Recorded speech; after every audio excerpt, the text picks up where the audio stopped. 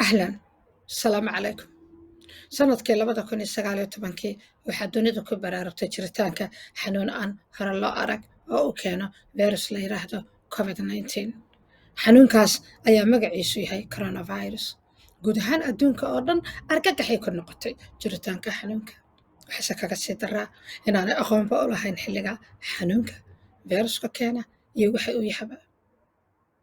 xilligaas iyo 2 sano ee ka dambeysay ee 2020 iyo 2021 dunida guud ahaan wuxuu xanuunku ku dilay dad kor u dhaafaya qiyaastii 6 milyan oo qof, halka guud ahaan viruska covid-19na uu haleelay malaayiin qof oo kale.